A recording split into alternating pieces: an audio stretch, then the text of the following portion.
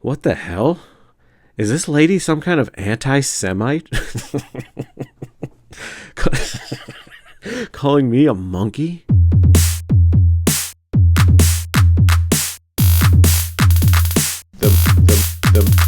The Matt Miller Real Podcast. The Matt Miller Real Podcast. Alright guys, this is the next episode in the sequence of episodes that I'm recording. So I broke my pinky, my little Winky Pinkers. My Pinkerton has been, my Weezer's Pinkerton has been broken, and it was broken like over a month ago, and I was walking around just, dealing with the pain, and I never addressed it, and then I finally went to an urgent care, a place to get care that's so urgent that they're like, oh, look at your finger. It's broken as... I don't know if I've already said this on the last one, but yeah, so I don't know what I'm saying anymore. I had surgery done on my finger, so I'm trying to remember, all the sequence of events, and and they put metal plate and screws into my little pinkers here, and I have to keep it elevated above my heart, and I have this big foam block that I strap some straps around my arm just to keep my hand up, and I wiggle it every now and then. And I feel like it was my birthday recently on the 15th, and I've really come of age here. I'm officially old. I just break my finger. And then the surgery was supposed to last 45 minutes, and I'll tell you what happened. It lasted 2 hours, because I think he had to scrape out all the fresh bone and kind of make really fuck my finger up to get it back to regular, and I'll never have 100% pinky again. But I'll tell you what, I'll be drinking things a lot classier, my little pinky sticking out. That's a joke I thought of. But yeah, no, I just have this big foam device, and I was walking on my birthday just with my arm attached to the foam device, and then we walked by these people that were doing eyebrow stuff, and then they were drunk, and they started talking, and they're like, the lady was like, oh, I want to be like you for Halloween because I had this big foam arm. And then we were like, oh, yeah, I didn't go to the doctor for a month after I broke my finger. And she's like, oh, you're just like a monkey. And I'm like, what the hell? Is this lady some kind of anti-Semite? Calling me a monkey? People can't help but react to me just holding my arm up in a cast. People have to be like, one guy was like, oh my God, what happened to you? And I'll be like, I got into a big fight, because it looks like I got a cast around it. I look like a fighter, a boxer. It's all taped up with white, and I'm just carrying it up like a fist. I'm holding it in front of me. I think somebody tried to talk to me today. He was like, well, ain't that a fucking life or some shit? And I'm like, all right, guys, we don't all have to be fucking addressing. Hopefully it's 5 minutes in at this point. We don't all have to be addressing my hand, because I'm trying not to swear on YouTube, my hand injury. I ran to my super, and my super was like looking at it, and he started poking around my cast. I'm like, what are you doing? Don't poke around my cast.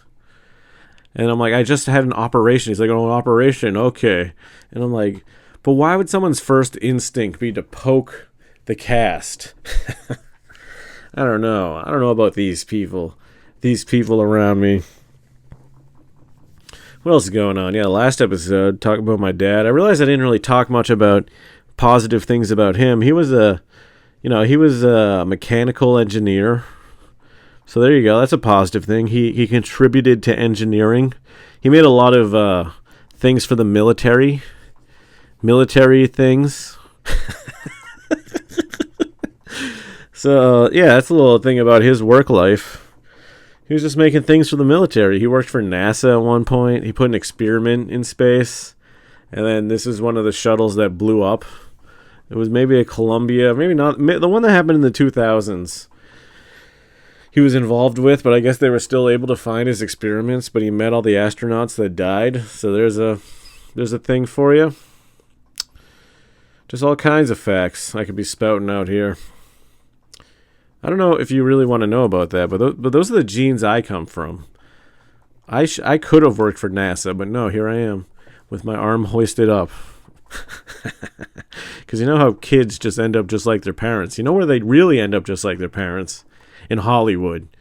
With all the fucking, I can't even think of, I was going to say eugenics. All the eugenics in Hollywood. The nepotism. But I mean, all jobs are just filled with nepotism. There's all, like, I watch football, right? Like, Bill Belichick on the Patriots, his son is also playing on the Patriots. Of course, that's all nepotism. Why am I talking about that? I didn't take the family business. I didn't get into making military-grade weapons for the military.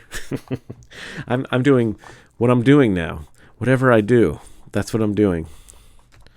But, you know, it's all working out. They gave me Percocets for my pain, and I took those. And I took them as prescribed, and they're all gone, so don't even ask me to sell them to you. I already talked to, comedians that offered to buy them off me. Now, I have these documents about what I'm supposed to be doing during this time, and they show, like, a picture of, like, this girl hurt her knee, and the doctor's holding her knee. And it's and they're both wearing masks. Is that supposed to comfort me that that's on the top of this piece of paper? Because I don't feel comforted at all by this. God, I have such a dry mouth right now. I'll tell you what happened. So before the surgery, you're not allowed to eat or drink, right? After midnight. And when was the surgery happen? Like 1? So at like 12:30, I was in the waiting area, and they put the needle IV in my arm, and I hate a needle IV. It makes me like freak out. I can't watch it. And then I got real pale, and like I didn't feel good. So right, they had to bring in the IV and hook it into the needle that was in my arm. And instantly, once the IV flipped on and I felt it in my veins, I felt great. I've never felt so good in my life. All my fears went away. And then I went into the OR, the operating room. I've never been in one. I've only seen them in movies, but I got to see it live in person, and it didn't even feel real. And then I passed out, and I awoke, and I ate little treats. I ate some Lorna Doones and some Fig Newtons, and I drank a little, what was it, Swasta? Yes, I drank a little swastika ginger ale after having a nice surgery on my hand. And it took longer. And before, the doctor had always been kind of cheery my whole time of knowing him. But like when I saw him like post surgery, he seemed like exhausted from going through it. So apparently it was very difficult. But I am okay now, and I think I feel a new rejubilation after going under the knife just to fix my pinky, but having it be a long time in the anesthesia. Because if you do look it up, anesthesia kills 1 in every 200,000 people, which is a fun fact for us all to know. And here we are. I gotta drink more water for this. What else is going on? Yeah, I'm just looking at my birthday cards I got from people. What sweet birthday cards. A lot of people DM me, thank you. A lot of people wrote on the social media, thank you. I was gambling on baseball earlier today. And baseball always happens. I'm winning by, like, team's up by 2. It's the 9th, the last inning. And then they lose. Classic baseball and its turn of events all of a sudden. I don't think I'm going to put out a picture of my arm thing. Maybe I will. Just this big foam thing. The other day it was raining. I'm not supposed to get wet, and I put like a trash bag over my head, and I took the subway, and I'm not supposed to get sweaty, and I'm sure it got all sweaty, because what they had to do was, rip open my hand and install metal, and now when I go through metal detectors, it's going to go off. They'll be like, sir, do you have metal in you? And I'll be like, I have it in my pinky. And I wonder if that's really going to go off. It might. And I've had all these treats. I got a lot of treats for my birthday, so I've just been downing treats, just taking perks, hanging out. I've been wanting to accomplish more things, but I can only use my left hand, because my right hand's all stuck up, and I'm supposed to be wiggling my pinky all the time, a little wiggler. And I am. I'm just always fucking wiggling it, holding it up, and now I'm just watching baseball, and decided to get a podcast. Got to deliver truths to you, to the people. There's a lot going on in the world. I've been looking at fucking Twitter, X, and I feel like I gotta stop. I feel like I only look at things that just make me angry, just the same kind of posts. And I feel like it's not even real people posting anything. I gotta delete that app again. That's just like an anger app. I like to go on Reddit and I curate what I look at. And I know you say, oh, Matt, you shouldn't be looking at an echo chamber. And I'm like, no, my morals are perfect. I can look at I can look at an echo chamber and know what's right and wrong. Yeah, so my content has been stopped, slowed down a little bit. But, that's fine. Slow it down a little bit.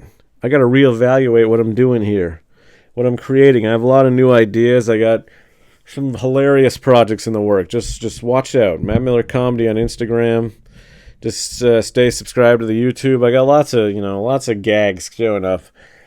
I'm going to be trying to put out more better gags. Gags like like funny laughs. This is what I'm doing now.